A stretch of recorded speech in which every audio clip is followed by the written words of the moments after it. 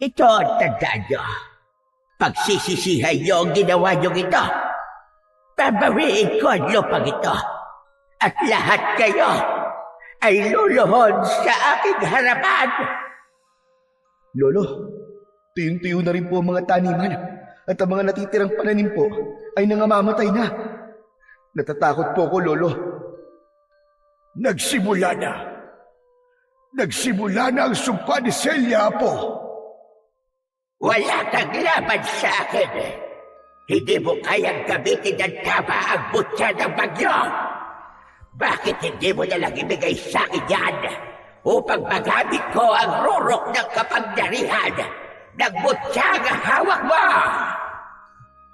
Hindi! Hindi ako papayag na mapunta sa agaya mo ang mutyang ipinagkaloob sa akin ni Lumawig! Magandang araw po sa inyong lahat. Ang kwentong inyong mapapakinggan ay tungkol sa binatang si Agibis na pinagkalooban ng mutya ng mata ng bagyo. Nang dahil sa hindi pagkakasunduan ng dalawang tribo sa kanilang lugar, ay nagbitiw ng sumpa si Aling Celia. Dumapo ang matinding tagtuyot at taggutom sa baryo ni Agibis. Ngunit sa tulong ng mutya ng bagyo, ay naibalik ni Agibis sa normal ang lahat. Ngunit tapos na nga ba ang paghihiganti ni Aling Celia? Ano nga ba ang kayang gawin ng pusong binalot na ng pagkasakim at puot? Ngunit bago po ang lahat, mga idol, huwag po nating kalimutan mag-subscribe at i-hit ang notification bell sa aking YouTube channel na The Voice Addict at Apong Isaak para sa mas marami pang makapigil hiningang kwentong aswang at katatakutan mula sa mundo ng kababalaghan. Umpisahan na po natin ang kwento. Ilang minuto nang nakatayo ang binatang si Agibis sa pintuan ng kanilang kubo.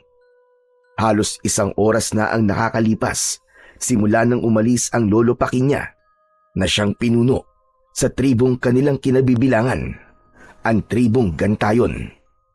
Sa baryong yon na kanilang kinaroroonan ay may 2 tribong naninirahan. Ang isa pang tribo ay ang tribong Dumalna na pinamumunuan naman ni Aling Celia. Makalipas ang ilang sandali ay natanaw ni Agibis si Lolo Paking na paparating. Sinalubong niya ito at nagmano siya. Agad na umupo si Lolo Paking sa upuang yari sa kawayan. Bakas sa muka ng matanda ang pagkabalisa. Lo, ano po nangyari sa pagpupulong? Naging maayos po ba? Ikinalulungkot ko. Pero hindi, Agibis. Ayaw pumayag ni Celia sa mungkahi ko na panatilihin ang pagmamayari ng baryong ito sa 2 tribo. Ang gusto niya ay ang tribong Dumalna ang magmayari ng lupa ng ating baryo. Kaya naman, natapos ang pagpupulong, nagalit na galit si Celia at ang iba pang katribo niya. Iginiit ni Celia na ang mga ninuno niya ang luminang sa malaking bahagi ng taniman sa baryo. Bakit po kasi hindi na lang natin hayaan na ang tribong Dumalna ang mamahala at magbayari ng lupa ng baryong ito? Para naman wala na pong gulo. Handa naman sana akong gawin yan. Pero nagbago ang isip ko nang may nagsabi sa akin sa plano ni Celia. Aalisan niya ng karapatang mamuno sa baryo natin ang kahit na sinong kasapi sa tribong Gantayon. Maging ako ay mawawala ng posisyon sa sarili natin tribo. Ang gusto lang ni Celia ay 1 tribo na lang ang maninirahan dito. At yun ay ang tribong kinabibilangan niya. Teka, ang ibig niyo pong sabihin magiging kasapi na rin po tayo ng tribong Dumalna? Aba, hindi naman po yata tama yun, Lo. May sarili po tayong paniniwala at kultura. Isa pa, hindi po pwedeng mabura na lamang ang ating tribo. Tama lang po na hindi po kayo sumang-ayon sa gusto niyang mangyari. Hindi talaga ako papayag, Apo. Hindi ko alam kay Celia kung bakit bigla siyang nagkaroon ng kagustuhan na pamunuan ang buong baryo. Gayong matagal ng panahon na payapang nakatira rito ang 2 tribo. Elo, ano na po pala ang mangyayari ngayon? Bukas ay magkakaroon ng butuhan sa liwasan. Pagbobotohan kung mananatiling 2 tribo ang narito sa ating baryo o ang tribong dumal na lamang. Teka po, maiba ko. Ikaw ba'y nakapagluto na ng ating pananghalian? Nagutom ako sa pulong kanina. Iniin-in ko na lang po ang sinaing, Lo. Nakapagluto naman na po ako ng bulanglang at pritong galunggong. Aba, mukhang masarap yun ah. Mas lalo tuloy ako nagutom. Kung ganun ay tara na, kumain na tayo. Agad na tumalima si Agibis upang maghanda ng kanilang tanghalian. Nang makita niyang luto na ang sinaing, ay inalis niya na yon sa kalan. Matapos maghain, ay dumulog na ang maglolo sa pagkainan. Pumikit muna sila upang magpasalamat sa pagkain na nasa kanilang harapan. Maraming salamat sa ating poong lumikha at sa bathala ng kalikasan na si Lumawig sa pagkain na aming pagsasaluhan ngayon ng aking apo. Naway manatili ang masaganang ani sa aming baryo upang lahat ng mamamayan na naninirahan dito ay araw-araw na may makakain. Muli, maraming salamat po, poong lumikha. Pagkatapos ng maikling panalangin ng pasasalamat, ay nagsimula ng kumain sina Hagibis at Lolo Paking. Magana silang kumain at hindi muna sila nag-usap. Ang bathala ng kalikasan na si Lumawig na nabanggit ni Lolo Paking ay ang bathala na sinasamba ng mga tao sa kanilang baryo.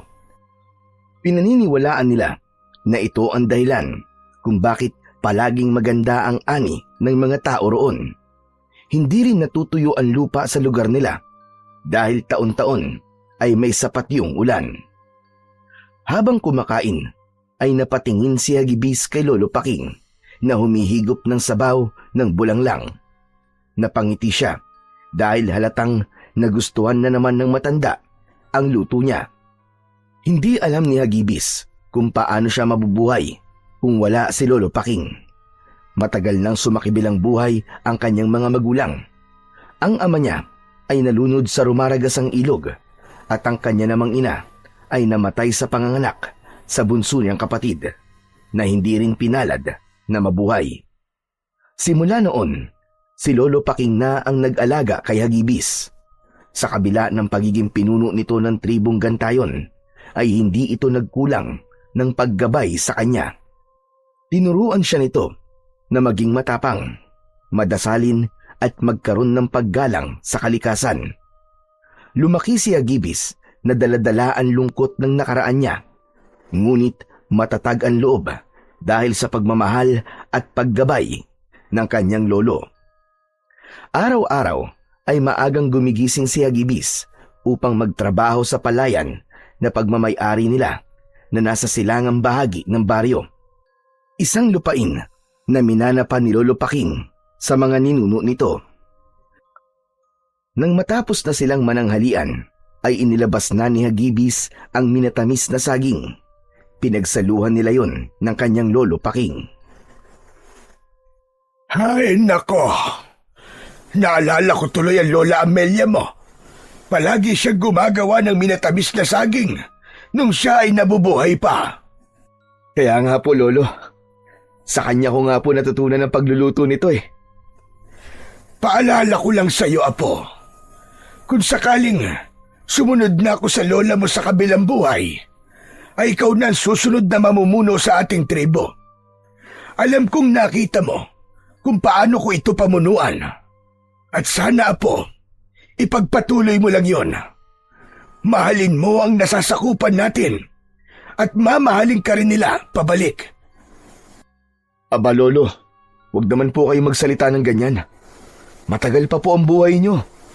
Matagal pa po kayo magiging pinuno ng tribo natin. Nagpapakatotoo lang ako, Apo. Sa nangyayaring banggaan ngayon ng 2 tribo, ay hindi ko na alam ang maaaring mangyari. Hindi ko na alam kung ano ang kayang gawin ni Celia para lang maganap ang nais nila sa ating baryo. Naghalo ang lungkot at takot sa puso ni Hagibis sa sinabi ni Lolo Paking. Aminado siya na hindi na gaya ng dati ang relasyon ng tribong Gantayon at tribong Dumalna. Ngunit hindi siya nawawalan ng pag-asa na maaayos pa rin ang gusot sa dalawang tribo. Naniniwala siya na ang kailangan lang ay masinsinang pag-uusap at respeto sa bawat isa. Nang sumunod na araw ay maagang nagising sina Hagibis at Lolo Paking. Sabay silang nagdasal at pagkatapos ay kumain na sila ng agahan. Matapos yun ay naghanda na sila sa botohan na mangyayari sa liwasan. Habang naglalakad ay hindi na iwasan ni Hagibis ang kabahan. Lo, paano na lang po kung hindi sumang-ayon sa atin ang boto ng mga tao? Paano kung manalo po sina Aling Celia? Ang naisip ko ay kakausapin ko ang lahat ng kabilang sa ating tribo. Tatanungin ko sila kung nais ba nilang maghanap ng ibang lugar kung saan tayo pwedeng lumipat at magsimula ng panibagong buhay. Pero ang sa akin lang, Lo, hindi tayo pwedeng umalis sa baryong to. Dito tayo lahat isinilang at dito na rin tayo babawian ng buhay. Alam ko, Hagibis. Ngunit hindi ko hahayaan na mabura na lang ang tribong Gantayon.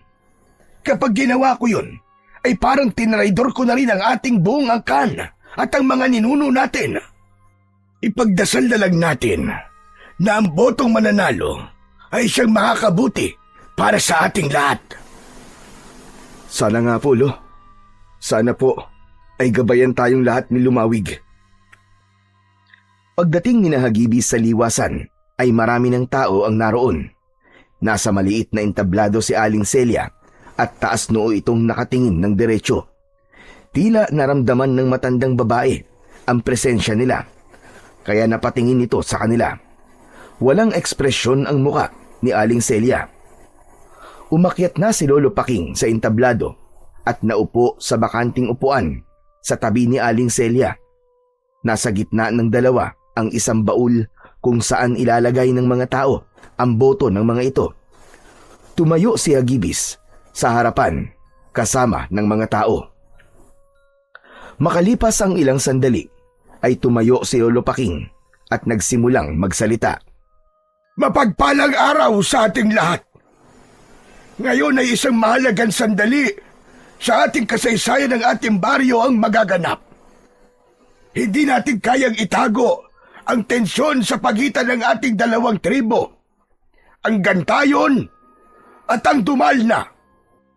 Narito tayo ngayon upang gawin ang makatarungang proseso na tinatawag nating botohan. Tahimik na nakamasid si Hagibis sa kanyang lolo at ramdam niya ang bigat ng sitwasyon na yon. Lahat ng naririto ay bibigyan ng isang piraso ng papel. At sa papel na yon ay may dalawa kayong maaaring isulat. Kung nais nino na manatili ang dalawang tribo sa baryo, iguhit lamang ang isang bilog. Ngunit kung naniniwala kayo na nararapat na ang tribong Dumal na lamang ang matira, iguhit naman ang isang pahalang na linya. Ang inyong boto ay mananatiling lihim, kaya wala kayong dapat na ipangamba. Matapos ninyong isulat ang inyong boto, ay ilagay nyo ito sa baul na nandito sa harapan. Matapos na mabigyan ang lahat ng kapirasong papel, ay ipinamahagi na ang ilang pirasong panulat.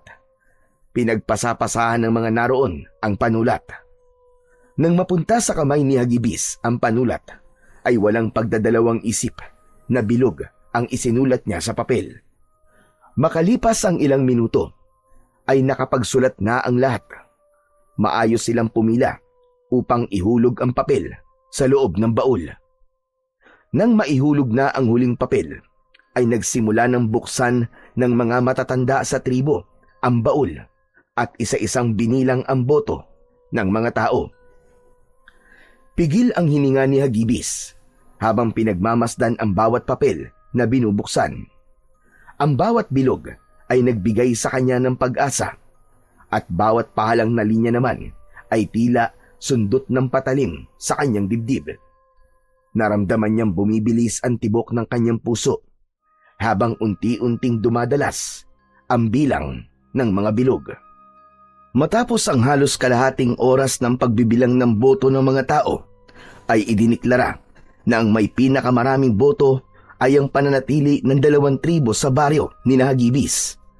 Nagsigawan ang mga taong bumoto para sa desisyon na yun, habang ang iba ay nanatiling tahimik at halatang diskumpiyado.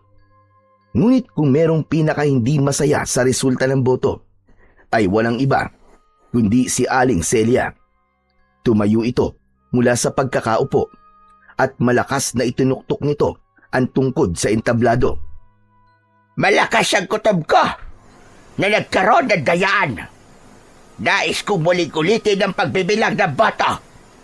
Mas marami ang kasapi ng aking tribo. Kaya't bakit kami matatalo? Celia, 3 beses nang inulit ang pagbibilang. Nanalo talaga ang aking mungkay. Isa pa, walang natalo sa botohan na ito. Lahat tayo ay nanalo dahil mananatili sa dati ang ating baryo. 2 magkaibang tribo, ngunit nagkakaisa at nakatira sa iisang lugar. Anong pagkakaisan sinasabi mo, Paking? Ilusyon mo lang ang bagay na yan. Walang pagkakaisa kung may nalalamangan. Ang aking tribo lamang ang dapat na manirahan sa baryong ito. Dahil ninuno ko ang nagpakahirap na lilangin ang lugar na ito. Hindi na napigilan pa ni Hagibis ang makisali sa usapan. Nais niyang maliwanagan ang isip ni Aling Celia ng sandaling yun. Teka, mawalang galang na po, Aling Celia. Mas makakabuti po kung igagalang natin ang boto ng mas nakakarami. Isipin na lang po natin na ito po ang kaloob ni Lumawig at ito po ang makakabuti para sa ating lahat. May kilabot na gumapang sa buong katawan ni Hagibis nang matalim na tumingin si Aling Celia sa kanya. Lapastangan! Hindi porket apo ka ng pinuno ng inyong tribo ay makikisali ka na sa aming pag-uusap. Isa pa, wala akong pakialam sa bathala yung si Lumawig.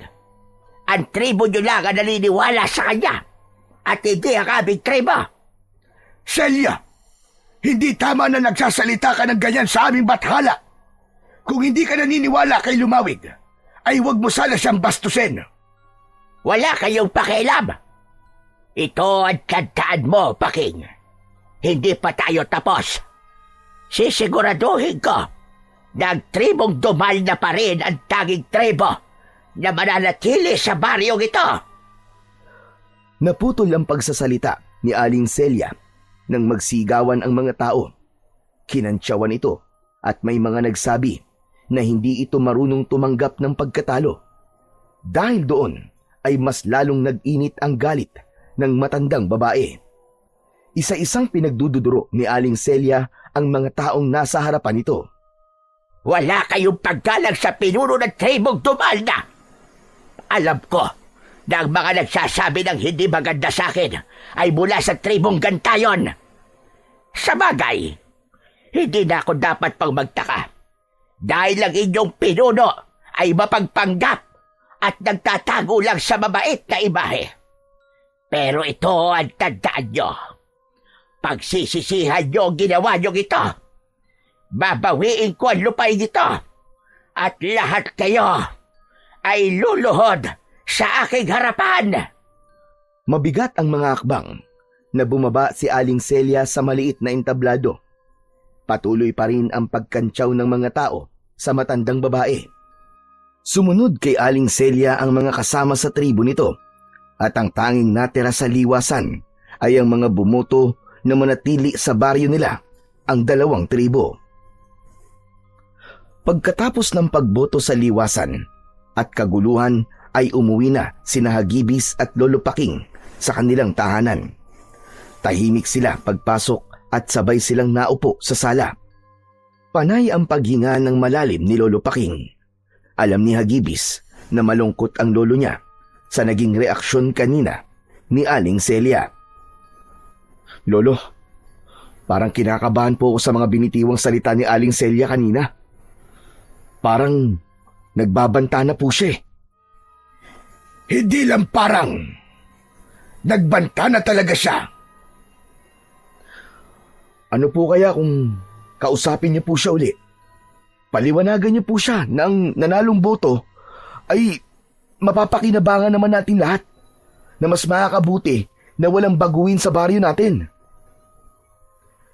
Saka ko na siya kakausapin kapag lumamig na ang ulo niya. Sa ngayon, ay hahayaan ko muna siyang iproseso ang emosyon niya. Naniniwala ko na kapag kumalma na siya, ay makakapag-isip na siya ng mas maayos. Sa bagay, tama po kayo, Lo. Mahirap pong kausapin ng isang tao kapag galit siya. Pero ang maganda po ay walang kailangan magbago sa baryo natin. Ang totoo nga po natakot ako na baka kailanganin po nating umalis sa lugar na to kasama ang mga kasapi natin sa ating tribo. Sa totoo lang, Apo, ay alam kong mananalo tayo sa botohan. Ramdam ko na marami pa rin ang nais na manatili ang 2 tribo sa ating baryo. Nakita mo naman na kahit mas marami ang miyembro ng tribong Dumalna, ibig sabihin ay may mga Dumalna na bumoto na hindi pabor kay Celia. Bagamat nanalo ang gustong mangyari ni Hagibis sa kanilang baryo, ay hindi niya pa rin lubusang maging masaya. Paulit-ulit na umaalingaw-ngaw sa utak niya ang mga salita na binitiwan ni Aling Celia sa liwasan kanina. Inabukasan ng umaga, habang nag-aalmusal sina Hagibis at Lolo Paking, ay isang miyembro ng tribong Gantayon ang humahangos na nagtungo sa kanilang kubo. Sinabi nito na paalis na ang tribong Dumalna sa baryo nila sa pangunguna ni Aling Celia. Itinigil muna ni Hagibis ang pagkain at lumabas sila. Naabutan pa nila sina Aling Celia at ang lahat ng tribong Dumalna sa arko ng baryo. May bitbit ang mga ito ng mga gamit. Humarang sila at si Aling Celia ang humarap sa kanila. Celia, ano na namang ibig sabihin nito? Bakit kayo aalis? Hindi ba't ito naman ang gusto mo, Paking? Ang nanalong boto ay mananatili ang 2 tribo sa ating baryo. Walang nakalagay doon na aalis kayo. Ano ba naman ito, Celia? Wala nga. Pero wala na rin dahilan para manatili pa kami sa lugar na ito. Pero wag kang masyadong maging masaya, Paking. Babalik kami rito at babawi namin ang lupang ito. Aling Celia, wala naman po nagpapaalis sa inyo Manahimik ka, Hagibis. Palagi ka na lamang sumisigit sa usapan ng matatanda. Wala kang galang. May karapatan ng apo ko na makisali sa usapan natin, lalo na't siyang susunod na magiging pinuno ng aming tribo. Celia, mag-usap muna tayo. Kumalma ka muna at pag-isipan mo ng 1,000 beses ang iyong desisyon. Napakaraming 1,000 beses ko nang nag-isip. Mapapagod lamang ang utak ko. Isa pa, buo na ang desisyon namin. Aalis kami rito. Pero gaya na sinabi ko kahapon, babawin kong lupa ng aking mga ninuno. At isinusumpa ko na sa pag-alis namin ay makakarana sa baryong ito ng tagtuyot. Walang pananim na mabubuhay sa lupang ito. Tandaan mo yan, Paking. Sisiguraduhin kong pagsisisihan yung lahat na ipinagkait nyo sa aming mga Dumalna. Ang lupang dapat ay sa amin. Wala nang nagawa sina Hagibis at Lolo Paking nang magpatuloy sa paglalakad sina Aling Celia palayo sa kanilang baryo. Lahat ng mga Dumalna ay masama ang tingin sa kanila. Lolo, hindi na po ba talaga natin sila mapipigilan? Pinal na ang desisyon ni Celia.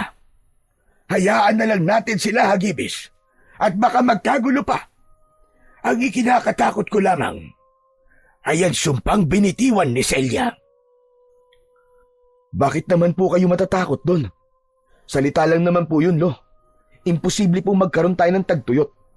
Hindi po tayo pababayaan ng bathala ng kalikasan na si Lumawig. Hindi mo naiintindihan na po. Si Celia ay mula sa angkan ng mga babaylan at mangkukulam. Maaaring magkatotoo ang sumpang iniwan dito ni Celia. Kailangan ko magpatawag ng pagpupulong sa ating nasasakupan. Kailangan malaman nila na kailangan nating magtipid sa tubig at anihin na ang mga pananim na pwede nating anihin. Hindi na nag-aksaya pa ng oras si Lolo Paking. Agad nitong tinipon ang mga natitirang tao sa baryo na karamihan ay mula sa tribong Gantayon. Sa harap ng lahat ay ipinaalam ni Lolo Paking ang sumpa na binitiwan ni Aling Celia bago ito umalis. Ipinaliwanag ni Lolo Paking ang mga dapat paghandaan gaya ng pagtitipid ng tubig, ang mas maingat na pag-aani ng mga pananim at ang pagbabantay sa mga palatandaan ng pagdating ng tagtuyot. Tahimik lang si Hagibis habang pinagmamasdan ang mga kabaryong seryosong nakikinig sa kanyang lolo. May mga nanay na may kalong na bata, matatanda at ang ilang magsasakang may putik pa sa paa mula sa palayan. Bagamat maganda pa ang lagay ng panahon ng mga sandaling yon, ay may takot na unti-unting nagigising sa dibdib ni Hagibis. Nang matapos ang mabilisang pagpupulong, ay bumalik na ang mga tao sa kani-kanilang gawain, habang sina Hagibis at Lolo Paking naman ay nagtungo na sa kanilang taniman at palayan. Siniguro nila na may sapat na tubig sa irigasyon. Nang sumunod na araw, ay nagsasagawa ang lahat ng ritual ng pag-aalay kay Lumawig upang masiguro nila na hindi magkakaroon ng tagtuyot sa kanilang baryo. Pagkatapos ng ritual ng pag-aalay, ay naglakad na sina Hagibis pauwi. Lo, matanong ko po kayo. Sa tingin niyo po ba ay hindi na po mangyayari ang sumpa ni Aling Celia? Sa akin palagay, ay ginawa na natin ang lahat para makontra ang sumpa ni Celia. Umasa tayo at patuloy na magdasal na sana ay hindi tayo pabayaan ni Lumawig. Kahit minsan naman po hindi po niya tayo pinabayaan. Minsan nga, kahit hindi umaayon ang panahon sa mga itinatanim natin, ay maganda pa rin ang ating ani. Kahit paano, ay naging kampante sina Hagibis na hindi mangyayari sa baryo nila ang sumpa ni Aling Celia. Mas pinaghusay pa ng mga tao roon ang pag-aalaga sa mga pananim, lalo na sa mga palay. Hanggang sa lumipas ang mga araw, ay walang kakaibang nangyari sa mga pananim. Manaka-naka ay nagkakaroon pa ng pag-ulan, kaya hindi natutuyo ang mga lupa. Ganun pa man, patuloy pa rin ang pagtitipid ng tubig ng mga tao. Ngunit isang umaga, medyo mainit ang panahon, kaya naisipan ni Hagibis na maligo upang maging presko ang kanyang pakiramdam. Kinuha niya ang timba sa kanilang banyo. Sumisipol na naglakad siya papunta sa nag-iisang poso sa kanilang baryo, kung saan kumukuha ang lahat ng tubig. Itinapat ni Hagibis ang timba sa bunganga ng poso. Nagsimula niyang bombahin ang poso. Nung una ay may konting lumabas na tubig, pero hindi naglaon, ay tila hangin na lang ang lumalabas. Napakunot bigla ang noo ni Hagibis. Paulit-ulit niyang binomba ang poso, pero wala ng tubig ang lumabas mula roon. Hindi na pinilit pa ni Hagibis na maglabas ng tubig ang poso. Bumalik na siya sa bahay nila at naabutan niyang nagkakape si Lolo Paking sa labas. Aba, Hagibis, ang aga-aga mo naman yatang mag-igib. Nag-almusal ka na ba? Hindi pa po at hindi pa rin po ako nakakapag-igib. Aba, wala pong lumalabas na tubig sa poso. Ano? Paanong nangyari yon? Kahapon lang ang daming tubig sa poso. Isa pa, imposibleng maubusan ng tubig ang poso natin dahil malapit sa bundok ang balon kung saan nakalinya ang poso. Nagtataka nga rin po ako, Lo eh. Ang mabuti pa po siguro tignan natin ang balon na pinagkukunan ng tubig ng poso. O siya, sige. Magtungo na tayo ron ngayon para malaman na kagad natin kung ano ba talaga ang nangyayari at walang tubig ang ating poso. Mabilis na inubos ni Lolo Paking ang kape nito at agad na tinahak nila ni Hagibis ang daan papunta sa balon kung saan nakakonekta ang poso. Sa kanilang paglalakad ay nakasalubong nila si Emong na kababata ni Hagibis. Magandang umaga po, Lolo Paking. Saka, sa'yo na rin, Hagibis. Saan ang punta nyo? Sa balon, kung saan kumukuha ng tubig ang ating poso. Wala kasing lumalabas na tubig sa poso ngayon eh. Ano sabi mo? Paano nangyari yun? Kagabi lang ay naligo pa nga ako sa may poso eh. At tagal-tagal ko naligo at ang lakas-lakas pa ng tubig sa poso. Teka, hindi kaya naubos ko yung tubig kasi matagal ako naligo? Imposible naman yung mangyari, Emong. Pero may hinala kami ni Lolo na baka naubos na ang tubig sa balon. Hala, ganun ba? Akala ko ako may kasalanan eh. O sige, samahan ko na kayo. Wala naman akong gagawin eh. Hinayaan ni Hagibis na sumama sa kanila si Emong. Medyo naging matagal ang kanilang paglalakad dahil nasa paanan ng bundok ang balon. Nang makarating sila roon, ay tagaktak na ang kanilang pawis. Hingal na hingal si Emong at parang mawawalan na ito ng malay. Grabe, kakaiba ang init ng panahon ngayon ah. Parang ilang metro lang ang layo ng araw sa atin. Ang sakit sa balat ng init. Kaya nga, nakapagtataka nga ang panahon ngayon. Dapat ay tag-ulan na. Ngunit hindi pa tayo nakakaranas ng ulan ngayong linggo na to. Lo, hindi kaya nagkatotoo na po ang sumpa ni Aling Celia? Una, nakakapagtaka po ang sobrang init ng panahon ngayon. Tapos, bigla po nawala ng tubig ang poso natin. Huwag ka na munang magsalita ng tapos, iyo. Baka naman may sira lang ang poso. O di kaya barado ang linya. Pinagtulungan ng tatlo na alisin ang takip ng balon na gawa sa semento.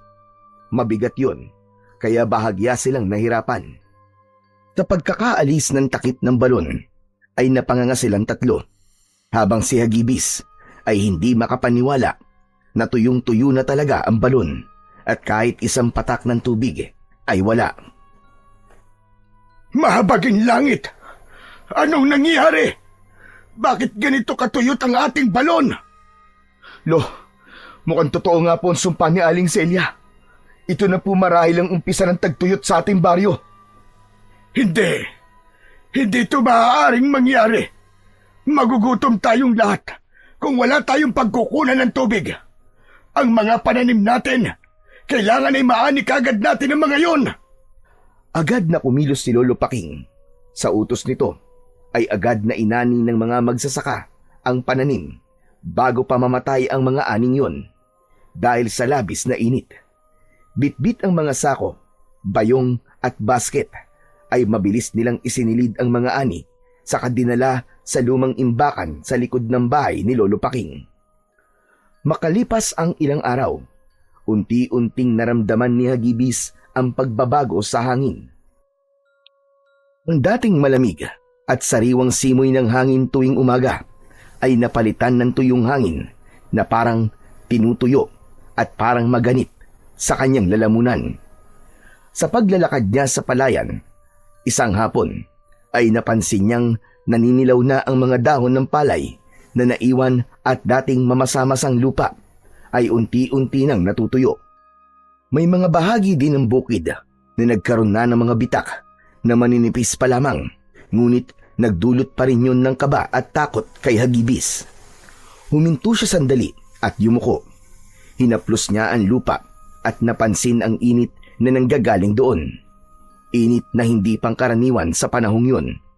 Sa kanyang dibdib ay unti-unting sumisiksik ang pag-aalala. dahil sigurado siya na nagsisimula na nga ang sumpa ni Aling Celia. Nagkukumahog na umuwi si Hagibis at naabutan niya si Lolo Paking na nag-uutos sa mga magsasaka sa tamang pag-iimbak ng mga ani upang hindi kagad mabulok ang mga yon. Pagkakita sa kanya ni Lolo Paking ay hinarap siya nito.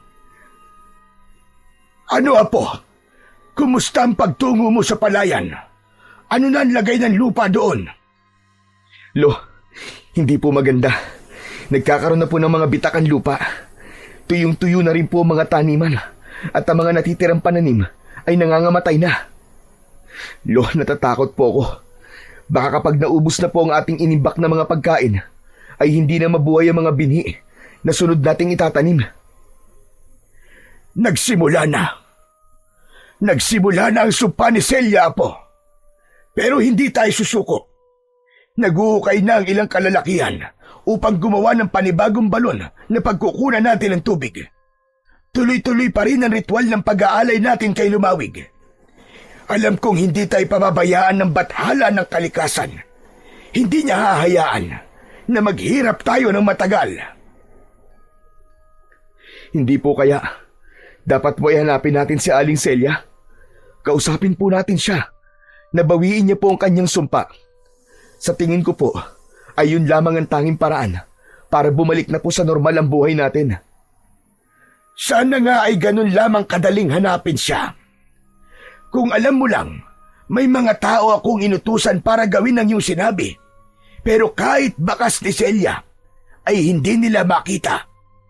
Nang sandaling yon ay mas lalong tumindi ang takot ni Hagibis.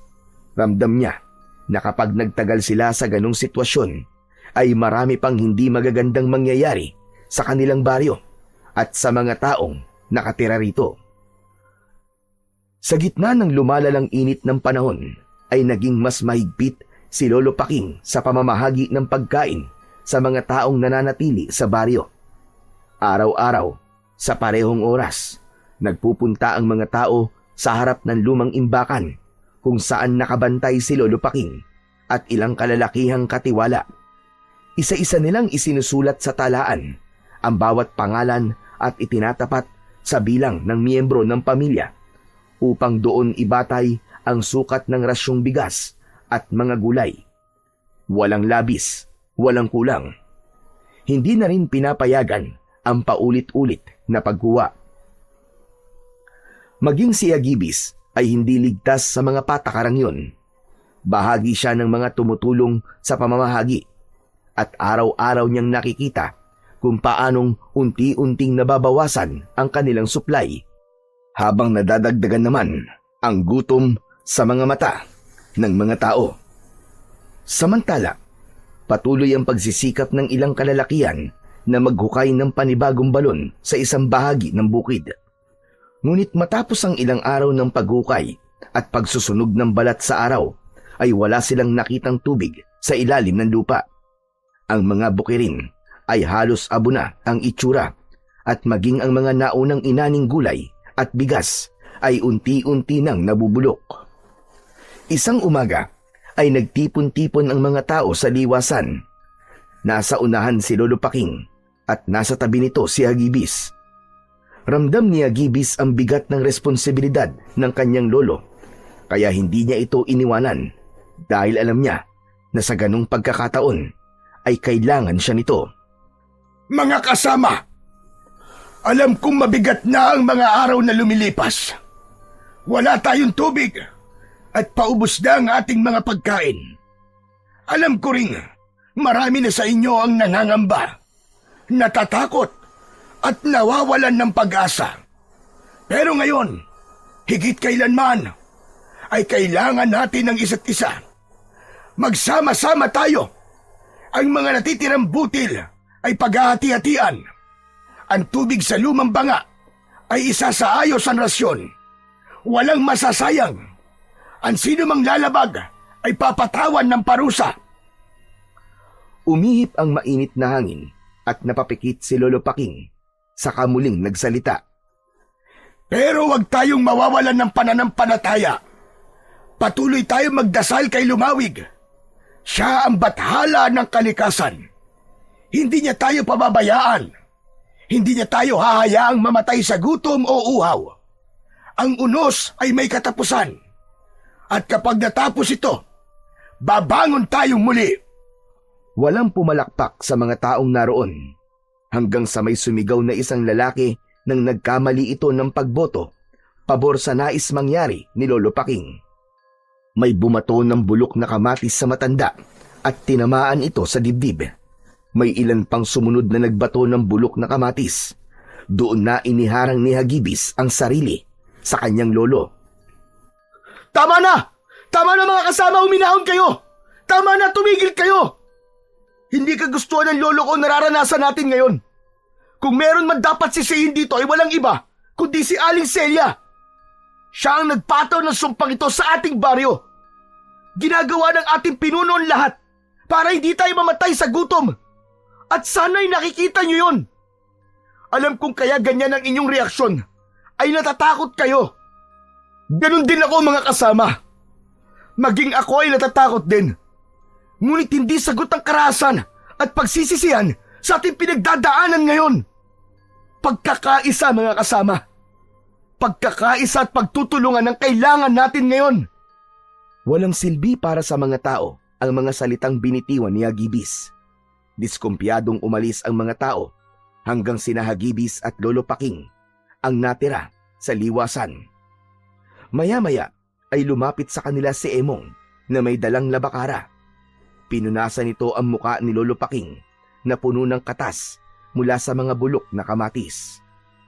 Grabe na talaga mga tao dito. Naghahanap na sila ng masisisi. Nakalimutan na yata nila magagandang nagawa niyo sa ating baryo, Lolo Paking. Hayaan mo na.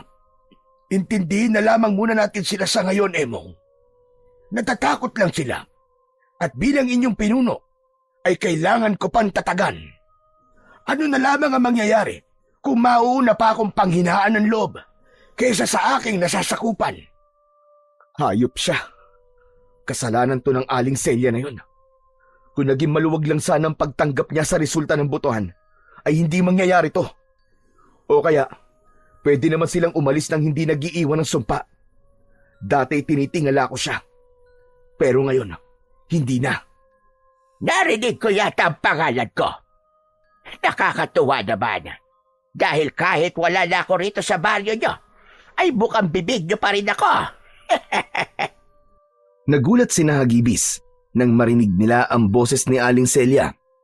Napalingon sila sa kanilang likuran at nakita nila ang pinuno ng tribong Dumalna habang tangan ang tungkod nito. May nakakalokong ngiti sa labi nito. Aling Celia, mabuti naman at nagpakita ka pa sa amin. Nais ko lang na makita ng personal ang unos na inyong nararanasan ngayon dahil sa aking sumpa. Napakasayang makita na nahihirapan kayong lahat, lalong-lalo ka na, Paking.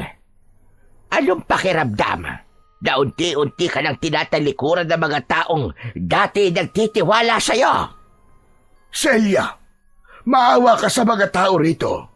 Kahit huwag na sa akin. Bawiin mo na ang sumpa. Kung galit ka sa akin, ay ako na lamang ang parusahan mo. Huwag mo nang idamay pa ang ibang tao rito, lalong-lalo ng mga bata. Wala akong pakialam sa nararamdaman mo, Paking. Ang gusto ko ay maghirap kayong lahat dito. Gusto kong pagsisihan nyo kung bakit hindi nyo pinili ang aking tribo ang magmay-ari ng lupang ito. At ito ang tandaan nyo. Hindi natatapos sa tagtuyot at taggutom ang aking paghihiganti. Kamatayan. Kamatayan, Paking. Kamatayan ang kakahantungan yung lahat. Tumayo ang balahibo sa braso ni Hagibis sa sinabing yun ni Aling Celia. Tama na! Tama na, Aling Celia! Hindi pa ba sapat sa inyo na makitang nahihirapan kami? Bawiin mo na ang sumpa mo! Hindi.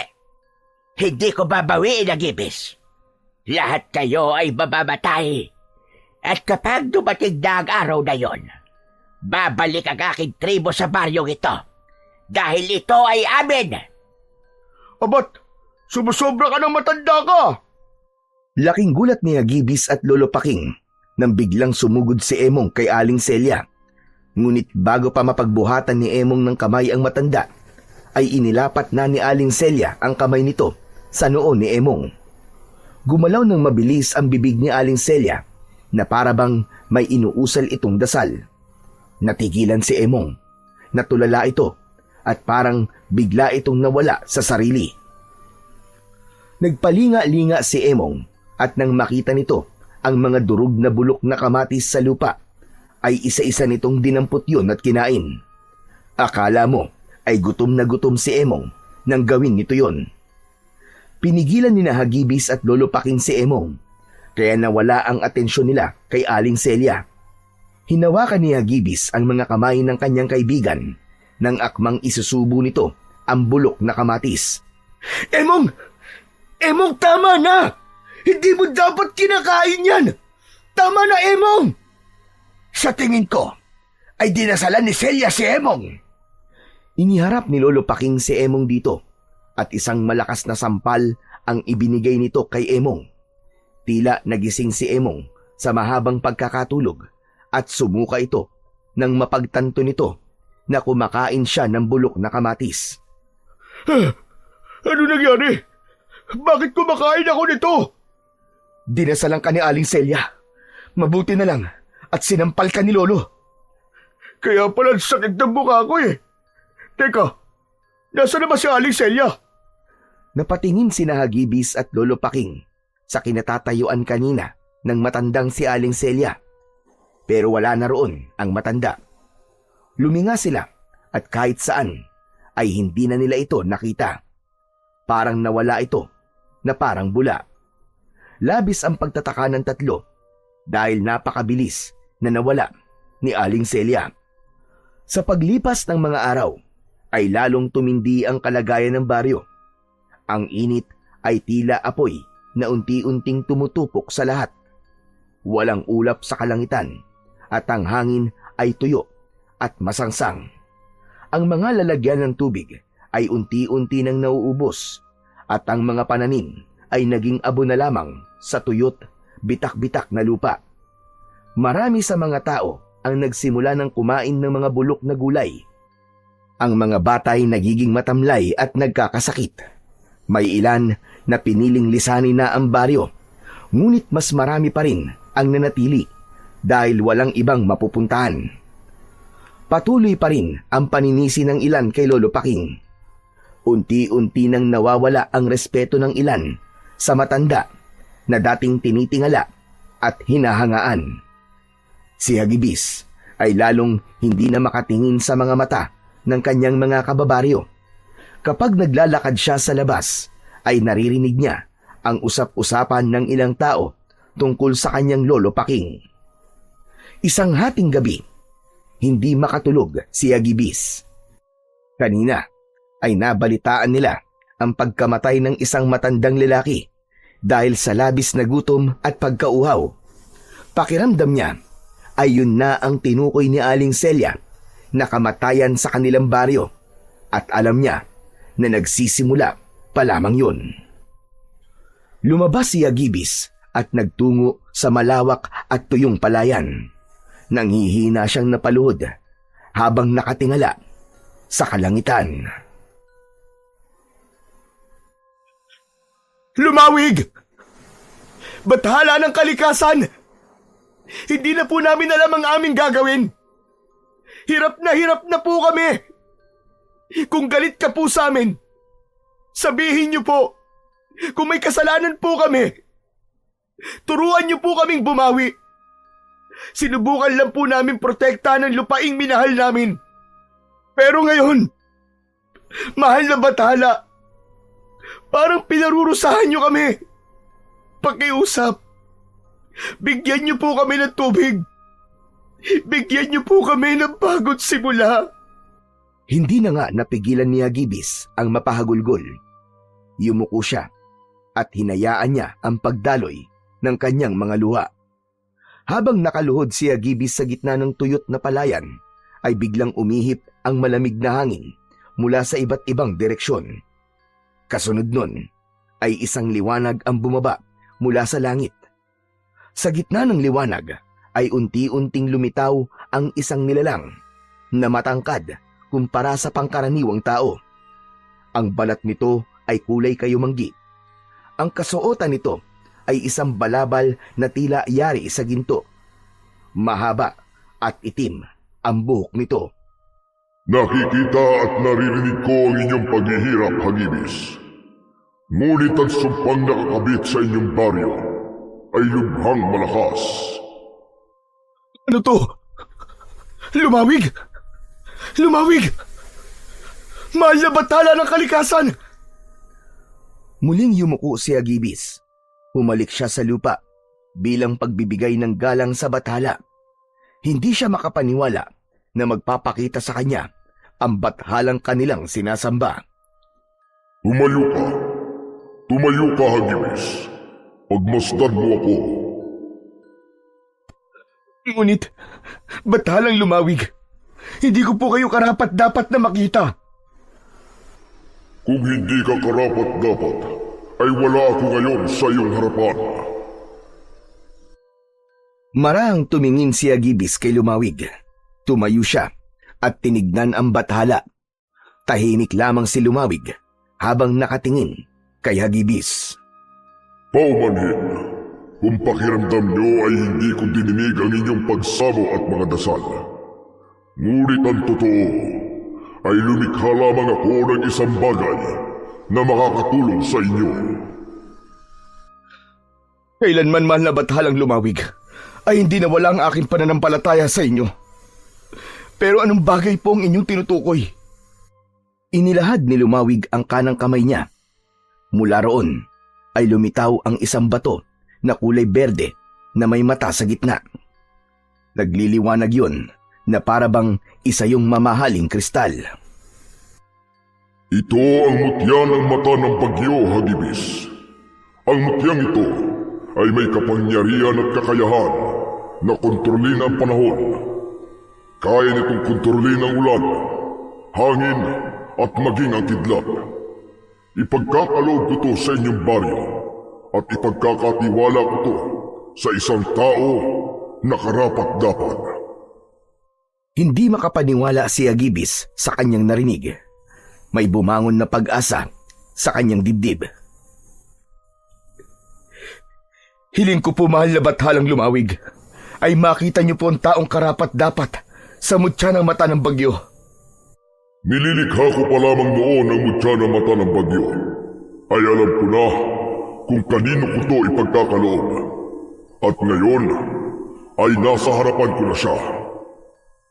Nanlamig si Hagibis sa kanyang narinig. Agad niyang nakuha ang ibig sabihin ng bathala. Mahal na bathalang Lumawig, huwag niyo pong sabihin na ako po ang tinutukoy ninyo. Tama ka. Tama ka, Hagibis. Nasa iyo ang lahat ng katangian na aking hinahanap sa taong magtatangan ng mutya ng mata ng bagyo. Kaya tanggapin mo ang mutya na ito. Gamitin mo ito upang tulungan ang mga tao sa inyong baryo, Hagibis. Gamitin mo ito at lumikha ka ng ulan. Basain mo ang mga lupa upang muli itong mataniman. Matama na tinitigan ni Hagibis ang mutya ng mata ng bagyo na nasa palad ni Lumawig. Nagdadalawang isip siya kung tatanggapin niya ba yon o hindi. Huwag kang magduda sa iyong sarili, Hagibis. Dahil mismo ako ay walang naramdaman na pagdududa sa iyo kahit gapatak. Tanggapin mo na ang mutya. Kunin mo na ito sa aking palad. Napalunok si Hagibis. Dahan-dahang umangat ang kanyang kamay hanggang sa nahawakan na niya ang mutya ng mata ng bagyo. Isang kakaibang enerhiya ang gumapang sa buo niyang katawan. Mabilis siyang gumapang sa bawat hibla ng kanyang laman at ugat. Ikinulong niya sa kanyang palad ang mutya at nang buksan niya ang palad niya ay naging kwintas na ang mutya ng mata ng bagyo. Palagi mong isuot ang kwintas na yan at huwag mong hahayaan na mapunta yan sa maling kamay. Malaki ang tiwala ko sa iyo, Hagibis. Alam kong gagamitin mo ang mutya ng mata ng bagyo sa tama at sa kabutihan. Maraming salamat.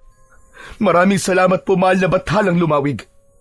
Makakaasa po kayo na hindi ko po ito gagamitin sa kasamaan at para makapanglamang sa aking kapwa. Gagamitin ko po ito sa kabutihan at sa kapakanan ng mas nakararami. Bahagyang yumukod si Hagibis at sa pag-angat ng kanyang muka ay wala na sa kanyang harapan si Lumawig. Muli siyang nagpasalamat sa Bathala ng Kalikasan at isinuot na niya sa kanyang leeg ang kwintas na may palawit ng mutya ng bagyo.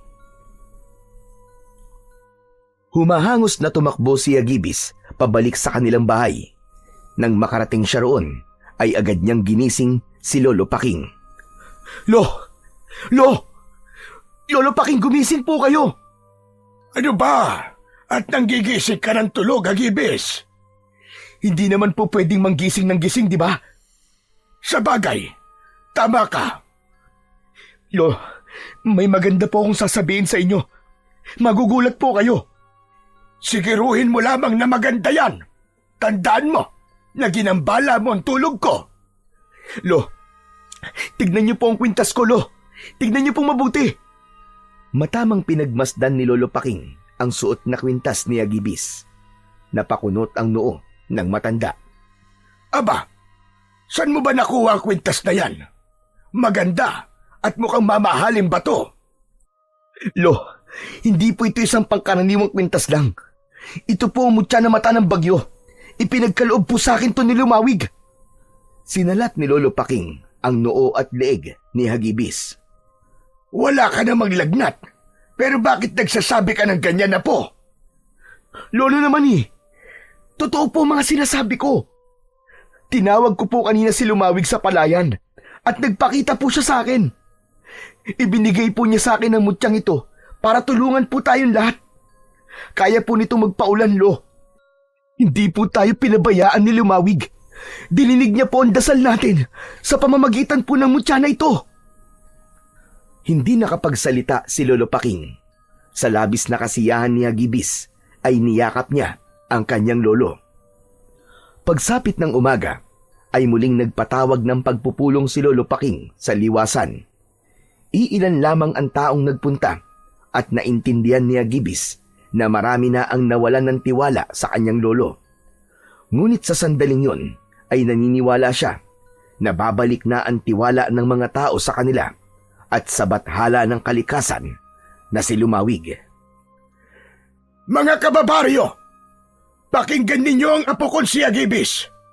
May ibabalita siya sa ating lahat na isang bagay na maaaring magpabago ng kalagayan natin ngayon. Tumahimik ang lahat. Tumayo si Hagibis sa harapan ng mga tao at saka siya nagsimulang magsalita. Mga kasama, kagabi, habang ako'y sumasamo kay Lumawig sa gitna ng palayan, ay nagpakita sa akin ng mahal na Bathala ng Kalikasan. Ipinagkaloob niya sa akin ang mutya na mata ng bagyo. Isang mutya na may kakayahang kontrolin ang panahon at kasama na rito ang pagkontrol sa ulan. Ayon sa mahal na Bathalang Lumawig, ay gamitin ko ito upang muling bumuhos ang ulan sa ating baryo. Umalingaw-ngaw ang mahihinang bulungan ng mga tao hanggang may sumigaw na baka gutom lang daw si Hagibis kaya niya yun nasasabi. May sumigaw pa na wag nang paasahin ni Hagibis ang mga tao sa isang bagay na imposible. Hindi na nagsalita si Hagibis para pilitin na maniwala ang mga tao. Ang naisip niya ay ipakita na lamang sa lahat ang patunay na totoo ang kapangyarihan ng mutya ng mata ng bagyo. Mahigpit na hinawakan ni Hagibis ang mutya at pumikit siya. Mutya ng mata ng bagyo, dinggin mo ko. Basbasan mo ang aming baryo ng ulan. Ulan na muling magbibigay buhay sa aming mga tanim. Ulan na magbibigay ng pag-asa sa aming lahat upang magpatuloy ang aming mga buhay. Nagulantang ang lahat Nang biglang lumitaw ang maitim na ulap sa kalangitan, sinundan yon ng pagkidlat at pagkulog. Nagsimulang lumamig ang hangin na sinabayan ng pagpatak ng ulan, hanggang sa ang paisa-isang patak ay tuluyan ng bumuhos. Mabilis na nabasa ang tuyong lupa. Nagsigawan ang mga tao sa labis na kasiyahan. Mga nakatingala at nilalasap ang pagyakap ng malamig na buhos ng ulan. Ang iba ay nagpaikot-ikot habang sumasayaw. Naluluwang napatingin si Agibis kay Lolo Paking. Lo, umuulan na! Umuulan na po! At yun ay dahil sa iyo, Apo, at sa mutya ng mata ng bagyo. Binigyan mo ulit ng pag-asa ang lahat. Maraming salamat, Apo. Salamat din po kay Lumawig. Kung hindi niya po ipinagkaloob sa akin ang mutya ng mata ng bagyo, ay hindi ko po ito magagawa. Hinayaan lang ni Agibis na magsaya ang mga tao sa pagbuhos ng ulan. May ilan na nagsahod ng batya at timba. Alam ng lahat na malaki ang magagawa ng muling pag-ulan sa kanilang baryo dahil muling nabasa ang kanilang lupa at maaari na ulit nila yung taniman habang ang mga balon naman ay muling magkakaroon ng tubig. Muling nabuhay ang baryo ni Hagibis matapos ang matinding tagtuyot. Mabilis na natutunan ni Hagibis na gamitin ang mutya ng mata ng bagyo upang kontrolin ang ulan. Nagtanim ulit ang mga tao ng palay, mais at gulay. Ang mga dating tuyong balon ay muli nang napuno ng malinaw at malamig na tubig. Maraming tao ang humingi ng tawad kay Lolo Paking. Hindi rin nakalimutang pasalamatan ng mga tao si Agibis. Nagkaroon din sila ng ritual ng pag-aalay para kay Lumawig bilang pasasalamat sa mutya ng mata ng bagyo. Unti-unting nakabangon ang baryo ni Hagibis at doon niya napatunayan na mas malakas ang kapangyarihan ng isang bathala kumpara sa isang sumpa. Isang umaga, masayang pinagmamasdan ni Agibis ang mga taong nagtatanim ng palay. Nasa tabi niya si Emong na kumakain ng saging. Grabe, Agibis! Sino mag-aakala na babalik na sa dati ang baryo natin, no? Mabuti na lang talaga at nandiyan ka at ang mutya ng mata ng bagyo. Kaya nga eh. Kaya salamat pa rin kay Lumawig dahil siya nagbigay sa atin ng mutya ng mata ng bagyo. Pero alam mo, Emong, sa nangyari sa baryo natin ay isang bagay ang napagtanto ko. Yun ay hindi dapat tayo mawalan ng tiwala sa plano ng Diyos sa atin kahit puro pagsubok at paghihirap pa ang ating nararanasan. Dahil ibibigay niya ang ipinagdarasal natin sa tamang panahon at pagkakataon. Nox! Ang talinghaga mo na magsalita ngayon, ha? Napangiti na lang si Agibis. Babalik na sana siya sa pagtulong sa pagtatanim ng biglang hawakan ni Emong ang braso niya. Teka, sandali lang, Agibis. Tignan mo yung matandang babae na nasa ilalim ng puno ng bangga. Tignan mo, ayun o. Hindi ba? Parang si Aling Celia yun. Tinignan ni Agibis ang matandang itinuro ni Emong sa kanya. Medyo may kalayuan yun, kaya hindi niya masigurado kung si Aling Celia nga ba yun. Upang malaman nila kung tama ang kanilang hinala, ay lumapit sila at doon nila nalaman na si Aling Celia nga yun. Matalim ang mata ni Aling Celia at mahigpit ang pagkakahawak nito sa tungkod. Oh, ano ka ngayon, Aling Celia? Walang sinabi ang sumpa mo sa mutya ng mata ng bagyo ni Agibis. Emong, tama na. Huwag ka magsalita ng ganyan sa kanya.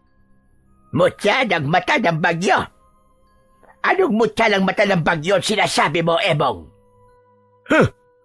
Nakikita mo ba ang kwintas ni Agibis? Yan ang mutya ng mata ng bagyo. Ibinigay sa kanya ni Lumawig, kaya umulan na dito ulit sa baryo. Tignan mo, nakakapagtanim na ulit ang lahat. Walang iyang Lumawig yan. Talagang nakialam pa. Aling Celia, iginagalang kita. Pero wala po kayong karapatan na magsalita ng ganyan sa bathala ng kalikasan. Hindi ko sinasamba ang Lumawig na yon. Kaya wala kang pakialam kung paano ko siya tawagin. Pero sige lang, magpakasaya kayo ngayon. Marahil ay napagtagumpayan nyo ang aking sumpa. Pero ang kamatayan na darating sa baryong ito ay hindi nyo mapipigilan. Wala na po mamamatay kasi nakakapagtanim na po kami. Hindi na kami magugutom at mauuhaw.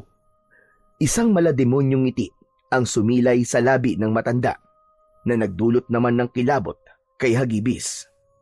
Sinabi ko bang dahil sa gutom at uhaw kayo mamamatay?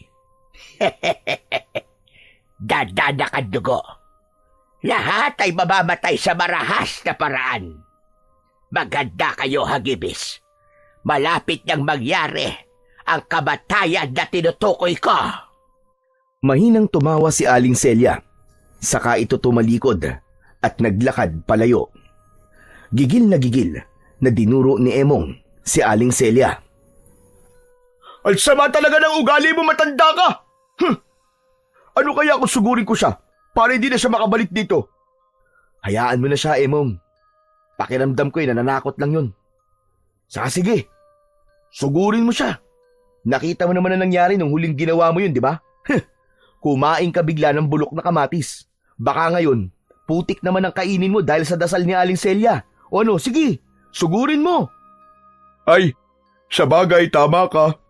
Hanggang ngayon nga nalalasahan ko pa rin yung bulok na kamatis Ang bakla. Natawa si Hagibis sa sinabi ni Emong.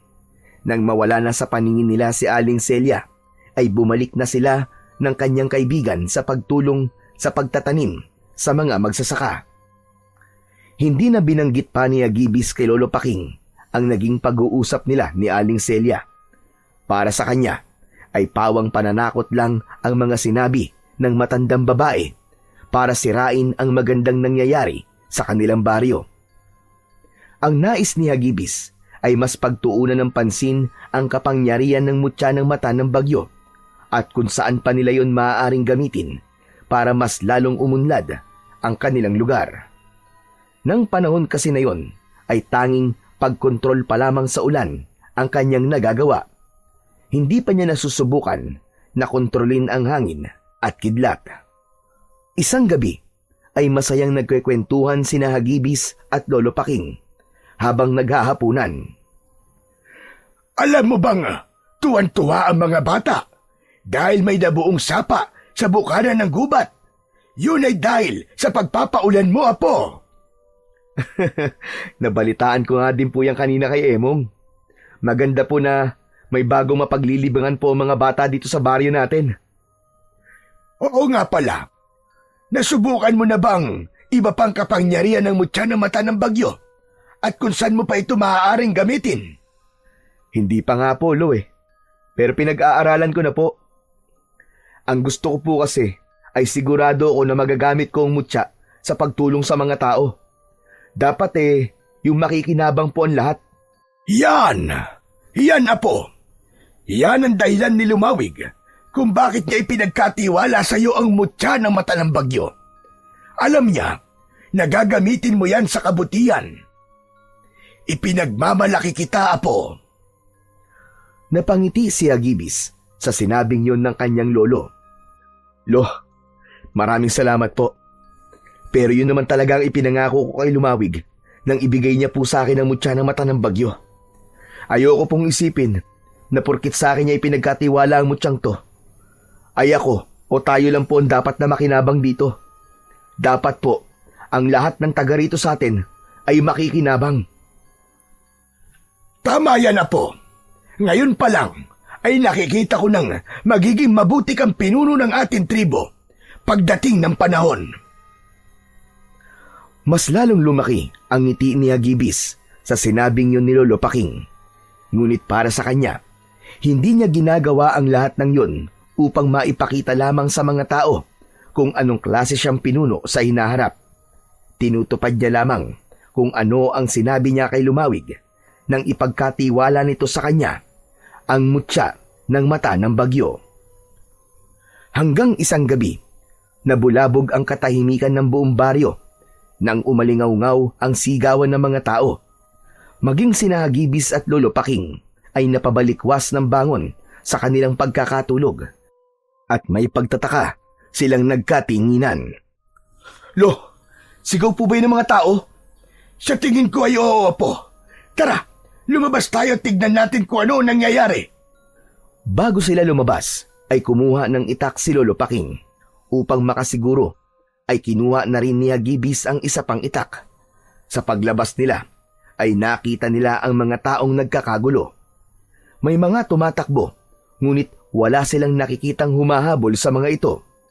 Isang babaeng takot na takot ang hinarang ni Lolo Paking upang tanungin kung ano ang nangyayari. Ayon sa babae, ay merong tila taong putik na pumasok sa bahay nito at inatake ito at ang asawa nito.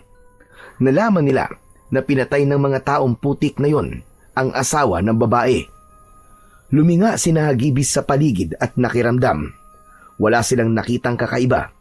Naglakad sila hanggang sa makarating sila sa maputik na bahagi ng baryo. Nang tumapak sila sa putik, ay laking gulat nila nang may humawak at humila sa kanilang mga paa. Natumba ang maglolo at napaupo sila. Mula sa putik ay lumitaw ang dalawang nilalang na may nakakatakot na itsura na balot ng putik. Hindi nila yon napansin dahil humalo ang mga yon sa putik na nasa daan. Namumula ang mga mata ng dalawang nilalang. May matutulis na mga ngipin at mga kuko. Malaki ang bibig ng mga yon na parabang kayang-kayang lunukin ng mga yon ang isang buong bata. Hagibis! Mga aswang ang mga yan! Saan galing ang mga nilalang na yan, Lolo? Hindi ko rin alam. Pero huwag kang matatakot, Hagibis. Kailangan natin silang paslangin. Mabilis ang kilos ng mga aswang. Agad na sumugod ang una at sinugod si Hagibis. Inundayan niya ito ng saksak sa tagiliran at napaatras ang aswang. Galit na galit itong umangil. Sinugod ni Hagibis ang aswang at bago pa ito makaiwas ay isang malalim na hiwa sa leeg ang ibinigay niya rito. Halos humiwalay ang ulo ng aswang sa katawan nito at walang buhay itong bumagsak sa lupa. Ang isa pang aswang ay umatake mula sa kanan. Naagapan ito ni Lolo Paking at sumalubong ang itak dito. Tumama yon sa braso ng halimaw. Napaurong ito, ngunit bumuelo lang pala yon upang sunggaban si Lolo Paking. Bumaon ang matatalim na kuko ng aswang sa dibdib ng matanda. Napasigaw si Lolo Paking at napaluhod ng dahil sa labis na sakit. Napasigaw si Hagibis at mabilis na tumakbo na parang isang bagyong dumadaluhong. Inundayan niya ng sunod-sunod na suntok at taga ang aswang at sa isang mabilis na galaw, sinaksak ni Hagibis ang puso ng aswang gamit ang matalim na dulo ng itak. Napaatras ang halimaw at nanlaki ang mga mata nito. Kasunod nun ay bumulagta ito sa lupa. Umikot ang tingin nila sa paligid nang hilakbot si Hagibis nang makita niya ang napakaraming aswang na balot sa putik na inaatake ang mga tao. Lolo, ako na pong bahala rito. Bumalik na po kayo sa bahay. Hindi maaari. Kailangan kong ipagtanggol ang mga tao. Pero may sugat po kayo, Lo. Nasasayang ang oras natin sa pag-uusap na ito. Sige na! Biglang tumakbo si Lolo Paking papunta sa isang aswang na nilalapa ang isang lalaki. Tinagayon ni Lolo Paking sa batok, habang si Hagibis naman ay tinulungan ang mag-ina na muntik ng sunggaban ng isang aswang. Sa dami ng mga aswang na naroon ay hindi na alam ni Hagibis at Lolo Paking kung sino ang unang tutulungan. Hanggang sa isang napakalakas na pag-angil mula sa kung saan ang umalingaw-ngaw. Mula sa madilim na bahagi ng baryo ay lumabas si Aling Celia na may malaking ngiti sa labi. Huminto ang mga aswang na balot sa putik sa pag-atake at nagtipon-tipon ang mga yon sa likod ni Aling Celia. Tumayo si Hagibis at Lolo Paking, ilang metro lamang ang layo mula kay Aling Celia at sa mga aswang. Celia! Anong ibig sabihin ito? Huwag mong sabihin na ikaw ang may pakana ng pag-atake ng mga aswang dito sa baryo! Sino pa nga ba? Kundi ako. Nakatutuwang makita ang napakaraming bangkay At naaawa ko sa inyong dalawa dahil kayo lang ang may lakas ng loob na lumaban para sa lahat. Kung ganon, mga aswang pala ang tribo nyo. Ang tagal nyo kaming niloko. Nagkakamali ka, Hagibis. Hindi kami natural na mga aswang. Nang umalis kami sa baryong ito, ay ibinenta namin ang aming kaluluwa sa dyablo kung si Lumawig ang tumutulong sa inyo. Sa amin naman ay ang hari ng kadiliman. Ginawa niya kaming mga aswang na may kakayahang magtago sa putik. Ito na ang sinasabi kong kamatayan. Kamatayan, Hagibis. At walang magagawa ang mutya mo na ang tanging kaya gawin ay magpaulan. Tama na! Tama na, Celia! Isipin mo na minsan mong minahal ang baryong ito. Huwag mo itong gawin sa amin! Ngunit hindi ako minahal ng mga tao sa lugar na ito, Pakig. Kaya uubusin ko kayong lahat hanggang mapunta sa amin. Ang dapat ay sa amin. Sa'yo na ang baryong ito kung gusto mo. Aalis na lamang kami. Huwag mo lang patayin ang mga taong nandito. Nakikiusap ako sa'yo, Celia. Hindi ko tatanggapin ang alok mo, Pakeng. Buo na ang desisyon ko. Babawiin ko ang baryong ito sa madugo at marahas na paraan. Lahat kayo na narito ay mamamatay. Isang malakas na tawa ang pinakawalan ni Aling Celia bago mabilis na tumakbo palayo ang mga aswang. Nang maiwan doon si Aling Celia, ay nagbago ang anyo nito. Gaya ng mga alagad nito, ay naging aswang din ito na balot ng putik. Masangsang ang amoy nito na maihahalin tulad sa imbornal. Mabilis din itong nawala sa paningin ng lahat. Nang makasiguro sila na wala na sina Aling Celia, ay inasikaso na ni Hagibis at Lolo Paking ang mga sugatan. Labis na nanlumo si Hagibis nang makita niya na may ilang pinatay ang mga aswang. Nadurog ang puso niya sa palahaw ng mga pamilyang namatayan. Habang ginagamot nila ang mga sugatan, ay hindi napigilan ni Hagibis na kausapin si Lolo Paking. Lo, ano na po ang gagawin natin ngayon? Panigurado po, babalik si Aling Celia dito at ang mga aswang. Sa ngayon, ay wala pa akong magandang plano, Apo. Maging ako ay nabigla din sa nangyari. Hindi ko akalain na hahantong si Celia sa puntong ibibenta niya ang kanyang kaluluwa at ang buong tribo niya sa dyablo nang dahil lang sa galit. Ganyan din po ang nararamdaman ko. Hindi na siya ang dating Aling Celia na kilala natin. Noon naman, kahit seryoso siya, ay nakikita ko mabuti siyang tao. Wala na. Wala na, Apo. Nilamon na siya ng kasakiman at puot. Nakakalungkot lang na ang problema na maaari sanang marisolba sa maayos na pag-uusap ay mauuwi sa ganito. Ipinagpatuloy ni Hagibis ang pagtulong sa mga panggagamot sa mga sugatan.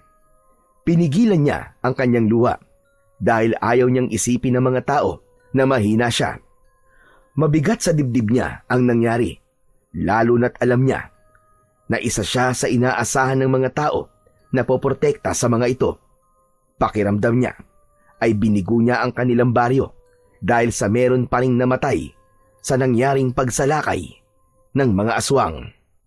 Kinaumagahan, sa gitna ng malawak na lupa sa dulo ng baryo, ay nakahilera ang mga bangkay na balot ng kumot. Ang ilan ay hindi na makilala sa tindi ng pinsalang natamo mula sa mga aswang. Sama-samang nagtipon ang mga natitirang taga-baryo upang ilibing ang mga namatay. Isang malaking hukay ang kanilang ginawa. Doon ay maingat nilang inilagay ang mga bangkay at tinabunan ng lupa. Nag-alay sila ng panalangin pagkatapos. Matapos ang unang pag-atake ng mga aswang, ay nabahira na ng takot ang bawat sulok ng baryo. Hindi na lumalabas ang mga tao pagsapit ng dilim, at ang dating masiglang liwasan ay naging tahimik na parang isang sementeryo. Marami ang hindi makatulog sa gabi at patuloy na nagbabantay. Lahat ay nabalot sa pangambang maaaring bumalik muli ang halimaw anumang oras. Ngunit sa kabila ng lahat, nanatiling matatag sina Hagibis at Lolo Paking. Tahimik silang nagbantay at naghihintay ng kanilang susunod na laban. Isang araw, basang-basa ang lupa matapos na gamitin ni Hagibis ang mutya ng mata ng bagyo upang umulan. Habang nagpapahinga siya sa ilalim ng puno ng mangga, ay bumalik sa alaala niya ang gabing umatake sa baryo nila ang mga aswang. Hindi mawala sa isip niya ang nakakatakot na anyo ng mga yon, lalo na si Aling Celia. Sa lalim ng kanyang pag-iisip ay hindi niya namalayan ang pagdating ng kaibigan niyang si Emong. Hagibis, tikman mo itong suman na ginawa ni nanay. Ang sarap oh! Hindi pinansin ni Hagibis si Emong. Nanatili siyang nakatingin sa kawalan. Hoy, Hagibis! Aba, ang lalim naman yata ng iniisip mo. Ikaw pala, Emong. Pasensya ka na. Iniisip ko kasi kung paano natin matatalo si na Aling Celia. Napakarami nila. Marami rin tayo. Pero hindi lahat ay kaya makipaglaban sa mga aswang. Mabigat na problema nga yan. Kahit ako, hindi ko itataya ang buhay ko para labanan ng mga aswang na yun. Amoy pa lang nila ay nakakasukan eh. Kahit ang lapitan sila ay hindi ko kaya. Kung may magagawa lang sana ako. Pero tanging itak lang ang kaya kong gamitin na sandata. Eh di, gamitin mo ang mutya ng mata ng bagyo. Napatingin si Hagibis kay Emong. Tila may bumangon na pag-asa sa kanyang dibdib sa sinabing yon ng kanyang kaibigan. Ang galing mo! Tama ka, Emong! Ang mutya ng mata ng bagyo. Marahil ay pwede kong gamitin ito bilang sandata laban sa mga aswang. O di ba? Sabi ko na sa'yo, nag-iisip din ako paminsan-minsan eh. Hindi ba't nakokontrol mo ang panahon? Ang kidlat, ang hangin? Yun! Gamitin mo ang kakayahan mo na yun para labanan ng mga aswang. Pero unahin mo si Aling Celia kasi matagal na akong pikon sa pagmumukha ng matandang hukluban na yun eh. Salamat, Emong, sa sinabi mo. Hayaan mo at sasabihin ko kay Lolo Paking ang ideya mo. Ayos!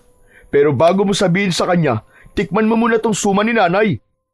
Pinagbigyan naman ni Hagibis si Emong at tinanggap niya ang inaalok nitong suman. Nang maubos niya yon, ay nagmamadali siyang umuwi sa kanilang bahay upang kausapin ang kanyang lolo. Ngunit pagdating niya sa kanilang bahay, ay wala roon si Lolo Paking. Lalabas na sana siya para hanapin ito nang biglang dumating ang matanda. Bakas sa mukha nito ang pagod at pagkabahala. "O, Lo, saan po kayo galing at parang pagod na pagod po kayo?" Sa liwasan, pinulong ko mga tao. Sinabi ko sa kanila na hindi ko sila pipigilan kung nais nilang umalis muna dito. Hinimok ko rin ang mga kalalakihan na lumaban, ngunit kakaunti lang ang may lakas ng loob. Naiintindihan ko naman kung bakit marami ang ayaw labanan ng mga aswang dahil natatakot silang matulad sila sa mga nauna nang namatay. Pero Lo, kanina, may sinabi po sa akin si Emong. Iminungkahi po niya sa akin na gamitin ko ang mutya ng mata ng bagyo upang labanan ng mga aswang. Sandaling natigilan si Lolo Paking sa sinabing yon ng kanyang apo. Hindi makapaniwala itong tumingin kay Hagibis. Pero apo, paano mo naman gagamitin sa pakikipaglaban ang mutya ng mata ng bagyo kung ginawa ito ni Lumawig para muling mabuhay ang ating baryo? Sa tingin ko po, ay hindi lang yun ang gamit ng mutya ng mata ng bagyo. Marahil, alam po ni Lumawig na darating ang mga aswang, kaya niya po ito pinagkaloob sa akin. At bilang tagapangalaga po nito, responsibilidad ko pong protekta ng baryo natin sa lahat ng unos at sa mga halimaw na magdadala ng gulo at kamatayan dito. Sasanayin ko po ang sarili ko sa paggamit ng kapangyarihan ng mutya ng mata ng bagyo sa pakikipaglaban. Hindi ko alam kung epektibo nga ba ang ideyang yan ni Emong. Pero apo, sige, pinapayagan kitang gawin yan. At sana ay magtagumpay ka. Puno ng kumpiyansang tumango si Agibis. Isang panibagong pag-asa ang nabuhay sa dibdib nila. At walang ibang dasal si Agibis, kundi ang magtagumpay sila sa laban nila sa mga kampon ng kadiliman. Pagsapit ng hapon, habang ang araw ay dahan-dahan ng lumulubog, ay naglakad si Agibis patungo sa pusod ng gubat. Nakasabit sa leeg niya ang mutya ng mata ng bagyo. Nang makakita siya ng malawak na bakanting lupa sa gubat, ay huminto siya roon. Huminga siya ng malalim at itinuon niya ang lahat ng kanyang enerhiya sa mutya. Una niyang sinubukang kontrolin ang hangin. Inunat niya ang mga kamay at marahang pumikit. Ilang saglit pa ay naramdaman niyang lumakas ang ihip ng hangin sa paligid niya. Sa isang iglap ay pinakawalan niya ito sa isang direksyon at nabuwal ang ilang mga puno na naroon. Sunod niyang sinubukan tawagin ng kidlat. Itinutok niya ang kamay niya sa langit at may biglang liwanag na dumaan sa kalangitan na sinundan ng pag-ugong ng kulog. Tumama ang kidlat sa malaking bato at halos mahati yun sa gitna. Diniskubre pa ni Agibis ang iba pang kayang gawin ng mutya ng mata ng bagyo. Nagawa niyang gumawa ng ipo-ipo at nakontrol niya ang direksyon kung saan yun pupunta. Makalipas ang ilang sandali, ay nakaramdam ng pagod si Agibis. Naupo siya sandali sa ilalim ng isang mayabong na puno. Habol niya ang paghinga, ngunit may ngiti sa kanyang labi. Sa kabila ng pagod, ay damang-dama niya ang lakas na bumabalot sa kanyang katawan. Nagulat si Agibis nang makarinig siya ng yabag sa kanyang kaliwa. Naging alerto siya at itinutok niya roon ang kanyang kamay. Isang ipo-ipo ang kanyang nilika at hinigop nun ang taong naroon. Pataas ng pataas ang tao sa gitna ng ipo-ipo. Nanlaki bigla ang mga mata ni Agibis nang malaman niya na si Emong pala ang hinigop ng kanyang ipo-ipo. Hoy! Ibaba mo ako, Agibis! Ano ka ba? Kaibigan mo ako! Ibaba mo ako rito, nahihilo na ako! Mabilis na kinontrol ni Agibis ang ipo-ipo hanggang sa tuluyan na yung naglaho. Bumagsak si Emong sa lupa na una ang pang-upo. Aray! Aray ko! Nabalian yata ako ng balakang, buwisit ka ha! Tinulungan ni Agibis si Emong na tumayo. Inilahad niya ang isa niyang kamay. Nang tanggapin yun ni Emong, ay sa kanya ito hinila patayo. Pasensya ka na, Emong ha! Akala ko kasi aswang ka eh. Grabe ka naman sa akin. Itong gwapo kong to, pagkakamalan mo akong aswang. Saka, maaga pa no, para magpakita mga pangit na yon. Pasensya ka na talaga. Ikaw naman kasi. Ano ba kasing ginagawa mo rito? Ano pa nga ba, di sinundan kita. Nang makita kita kanina na papunta ka dito sa gubat, ay alam ko na magsasanay ka sa paggamit ng mutya. At nakita ko lahat ng ginawa mo, Agibis. Ang astig! Lalo na yung pinakidlat mo, tas tinamaan yung bato, tas nahati. Wow na wow talaga! Tama ka nga. Magagamit ko nga ang mutya para labanan ng mga aswang. At ideya mo yun, Emong. Salamat ah. Walang anuman. Siyempre, kahit hindi ako lalaban ng pisikal sa mga aswang, ay dapat may ambag pa rin ako, no? Pero, pwede bang gumawa ka ulit ng ipo-ipo? Gusto ko lang makita ng malapitan. Wag na. Pagod na ako eh. Umuwi na tayo. Sige na. Isa lang naman eh. Uuwi na tayo, Emong. Malapit ng dumilim mo. Ang damot-damot naman ito. Naiiling na napatawa si Agibis. Nagpatiuna na siya sa paglalakad palabas ng gubat. Habang si Emong naman ay pinipilit pa rin siyang gumawa ng ipo-ipo. Ngunit hindi niya ito pinagbigyan. Simula noon ay naging mas alerto na si Agibis tuwing sasapit ang gabi. Minsan ay mag-isa siyang lumalabas upang magronda sa buong baryo. Sinisiguro niya na ligtas ang lahat at walang aswang sa paligid na nag-aabang ng pagkakataon para umatake. Sa tuwing nagro-ronda siya ay palaging madaling araw na siya nakakauwi. Kung minsan pa nga ay inuumaga na. Gaya na lang sa araw na yon, halos pasikat na ang araw nang makauwi si Agibis galing sa pag-iikot sa buong baryo. Nakita niya si Lolo Paking na naghahanda ng almusal sa kanilang maliit na kusina. Magandang umaga po. Inumaga ka na naman ah. Aba, matulog ka rin at baka magkasakit ka niyan. Matuto ka ring magpahinga, Apo. Hindi ko po kaya magpahinga, Lo. Hindi ko po kayang makatulog ng maimbing sa gabi. Hanggat alam ko po na maaaring bigla na lang umatake sina Aling Celia rito. Gusto ko po makasiguro na kapag umatake sila, ay ako ang unang haharap sa kanila para wala ng ibang tao ang masaktan at mamatay.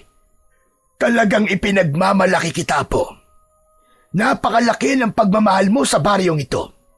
Sigurado ko na nakangiti sa iyo si Lumawig dahil hindi siya nagkamali na ibinigay sa iyo ang mutya ng mata ng bagyo. Iyo, kumusta pala ang pagsasanay mo? Maayos naman po, Lo.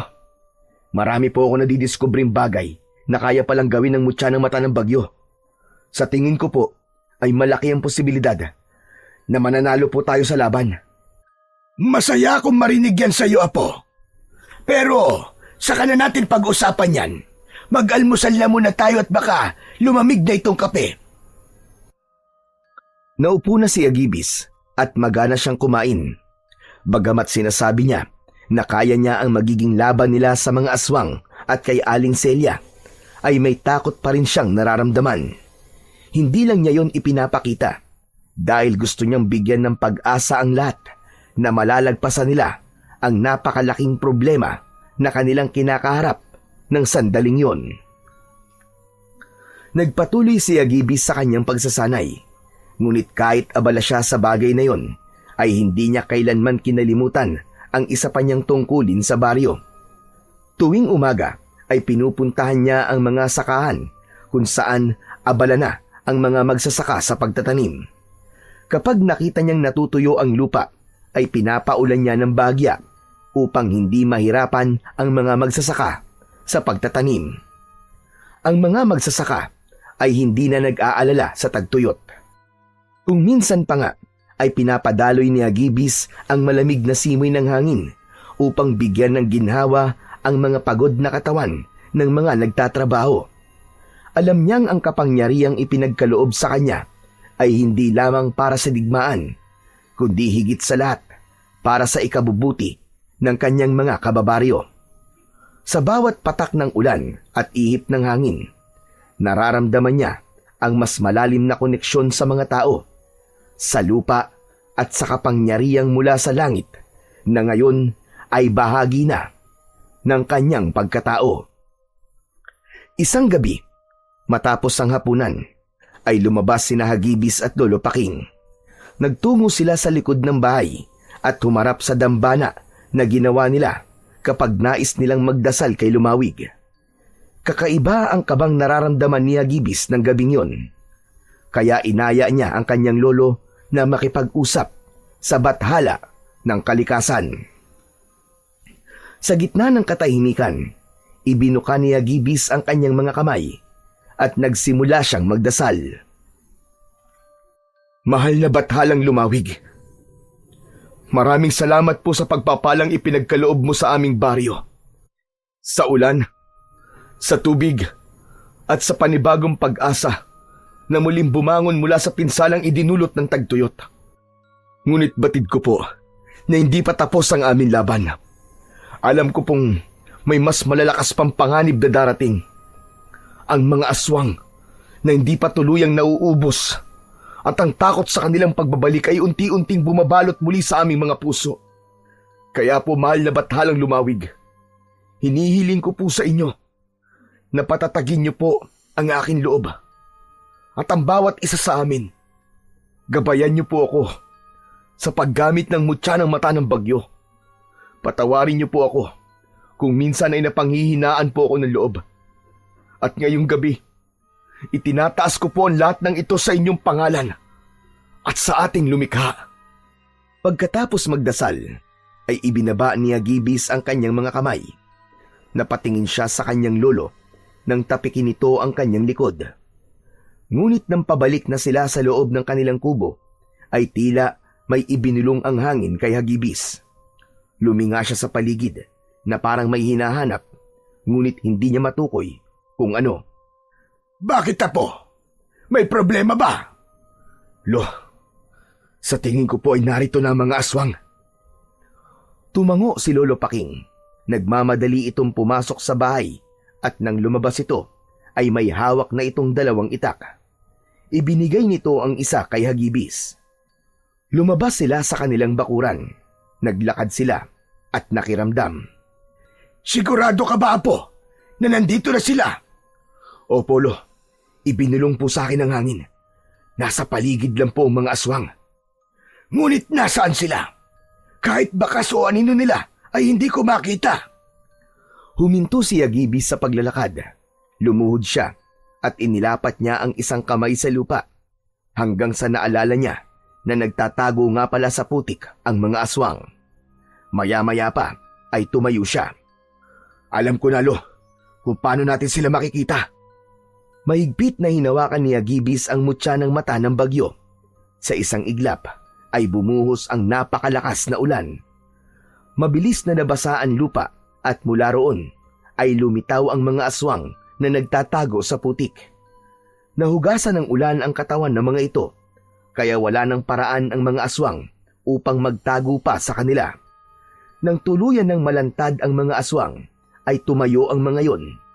Pinahinto na ni Hagibis ang ulan at inihanda niya na ang kanyang sarili sa pakikipaglaban. Sabay-sabay na umatake ang mga aswang. Napangisi si Hagibis. Itinaas niya ang dalawa niyang kamay at mula sa kalangitan ay bumagsak ang sunod-sunod na kidlat. Lahat ng aswang na tinamaan ng kidlat ay bumagsak at nangisay. Isang aswang ang sumugod kay Hagibis mula sa gilid, ngunit isang buhawi ang bumalot sa kanyang katawan na siyang nagtaboy sa aswang. Tumalsik ito at nagpagulong-gulong sa lupa. Nagsimula na ring lumaban si Lolo Paking gamit ang kanyang matalas na itak. Sa bawat saksak at pagharibas sa mga nilalang ng itak niya ay may isa o dalawang aswang ang bumabagsak. Umatake ang isang aswang kay Lolo Paking at bumaon sa braso ng matanda ang matutulis nitong mga kuko. Umatras ang matanda at sinaksak sa tiyan ng aswang na sinundan nito ng taga sa leeg. Lo, nasugatan ka! Ako na po ang bahala dito! Kaya ko pa, Apo! Huwag mo akong intindihin! Napalingon ng dalawa nang makarinig sila ng matinis na pagtawa na tila nagmumula sa ilalim ng lupa. Mula sa putikang bahagi ng daan ay unti-unting bumangon si Aling Celia na nasaan yung aswang. Nang ganap na itong nakatayo ay matalim ang mga matang tumingin ito kay Hagibis. Sa tingin mo ba ay mananalo kayo dahil sa mutyang yan? Nagkakamali ka, Hagibis. Walang kahit anong mutya ang magpapabagsak sa tribong Dumalda. Wala kayong laban ng lolo mo sa akin. Huwag kang pakasiguro, Aling Celia. Nasa likod namin si Lumawig. Kaya kung inaakala mo natatakot kami sa'yo, ay nagkakamali ka.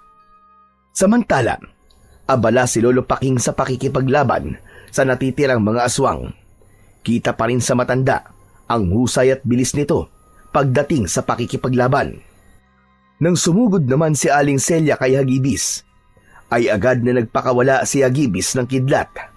Pinuntirya ng mga kidlat si Aling Celia. Ngunit sa dami ng kidlat na bumagsak, ay wala kahit isa ang tumama sa matandang babae.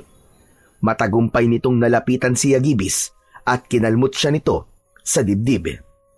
Hinawakan ng aswang ang balikat niya at buong puwersa siyang inihagis. Napaigik si Hagibis nang tumama ang likod niya sa lupa.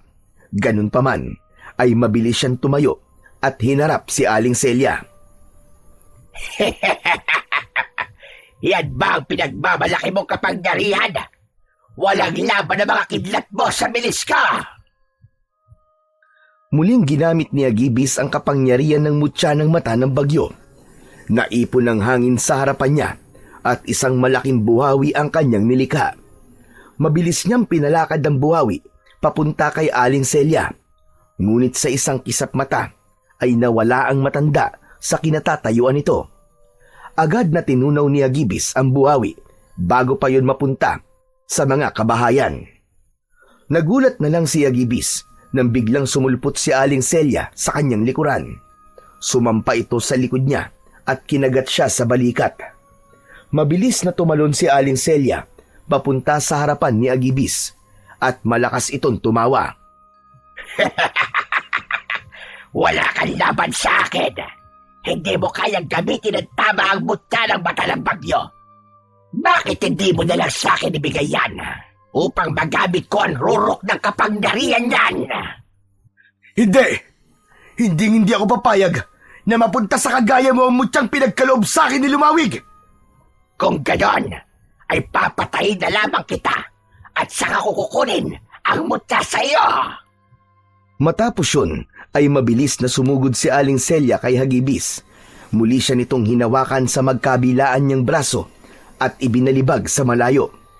Sa pagkakataon na yon, ay hindi naging maganda ang pagkakabagsak sa lupa ni Agibis. Naramdaman niya ang labis na sakit sa kanyang likod at dibdib. Habang tumatayo si Agibis, ay naramdaman niya ang paggapang ng kakaibang init sa loob ng kanyang katawan. Maigpit niyang hinawakan ng mutya ng mata ng bagyo at saka siya malakas na sumigaw. Lumawig! Bathala ng kalikasan! Alam kong naririnig niyo ako! Ngayon ko kailangan ng inyong lakas at kapangyarihan! Tulungan niyo po ako! Isang malakas na kidlat ang bumagsak mula sa langit at tumama yun ng diretso sa katawan ni Agibis. Sumunod pa ang isa at isa pa. Sunod-sunod na tinamaan ng kidlat si Agibis. Ngunit imbis na masugatan sa mga kidlat, ay mas lalo pang lumakas si Agibis. Nang huminto ang pagtama ng kidlat kay Agibis, ay binalot ng kuryente ang kanyang katawan. Umangat ang paa niya sa lupa at sa tindi ng enerhiyang bumabalot sa kanya, ay naging kulay puti ang kanyang buhok at lumutang siya sa ere. Napaatras si Aling Celia at hindi maipinta ang takot sa mukha nito. Hindi! Imposible! Imposible ito! Anong klaseng kapangyarihan yan? Ito ang kapangyarihan na tatapos sa'yo! Sa isang kisap mata, ay sumugod si Agibis papunta kay Aling Celia. Mas mabilis pa siya sa kidlat, kaya hindi na nagawang iwasan ni Aling Celia ang kanyang pag-atake. Nagulat na lang ang matandang aswang nang nasa harapan na nito si Agibis habang nakaumang ang isang kamao. Isang napakalakas na suntok mula kay Agibis ang natanggap ni Aling Celia. Tumama ang suntok sa tapat mismo ng puso nito. Sa sobrang lakas ng suntok na yon, ay bumaon yun sa dibdib ng aswang at lumagpas sa likod nito. Agad na hinugot ni Agibis ang kanyang kamao at walang buhay na bumagsak sa basan lupa si Aling Celia. Sa huling hininga ni Aling Celia ay lumabas pa ang itim na usok mula sa bibig nito at kasabay ng pagkamatay ni Aling Celia ay magkakasabay din bumagsak at nangamatay ang mga aswang sa paligid. Maraang lumapat ang mga paa ni Agibis sa lupa. Nang nakatapak na siya sa lupa, ay nawala na rin ang kuryenteng bumabalot sa kanya, ngunit ang buhok niya ay nananatiling kulay puti. Nang makita ni Agibis si Lolo Paking na palapit sa kanya, ay sinalubong niya ito kahit sugatan siya. Puno ng kasiyahan na nagyakap ang maglolo. Apo, napakahusay mo! Ipinagmamalaki kita! Tapos na po, Lo. Tapos na. Hindi na po natin kailangan matakot kay Aling Celia at sa mga aswang na putik. Mula sa mga bahay ay lumabas ang mga tao at nakiisa ang mga ito sa kasiyahan ni Agibis at Lolo Paking. Lahat ay nagpaabot ng pasasalamat sa dalawa at may ilan pang naiyak dahil sa labis na kasiyahan. Nakangiting tumingala sa kalangitan si Agibis at tahimik siyang nagpasalamat kay Lumawig dahil hindi sila nito pinabayaan. Matapos ang laban na yon, ay bumalik sa dati ang katahimikan ng baryo ni Hagibis. Hindi na kinailangang gamitin ni Hagibis ang mutya ng bagyo upang tumulong sa mga magsasaka, sapagkat kasabay ng pagkamatay ni Aling Celia ay namatay na rin ang sumpang ipinataw nito sa baryo.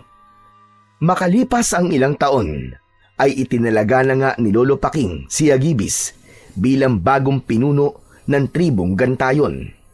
Mula noon, namuno si Hagibis ng may pagmamalasakit sa lahat ng tao sa kanyang nasasakupan. Isinulong niya ang pagkakaisa ng mga mamamayan at tinuruan niya ang lahat ng karunungan sa pag-aalaga sa kalikasan. At dahil doon, ay mabilis na nakuha ni Hagibis ang respeto at paggalang ng lahat, at hindi rin nakalimutan ng mga tao ang kabayanihan na kanyang ipinamalas noong tinapos niya ang takot ng mga tao mula sa mga aswang. At nangako siya sa mga ito na hanggat nabubuhay siya ay iaalay niya ang sarili niyang buhay sa pagtatanggol at pananatili ng katahimikan at kapayapaan sa kanilang baryo, sa tulong ng mutya ng mata ng bagyo at sa gabay ng mahal na bathalang Lumawig, at sa paniniwala at pananampalataya niya sa Diyos na pinakamakapangyarihan sa lahat.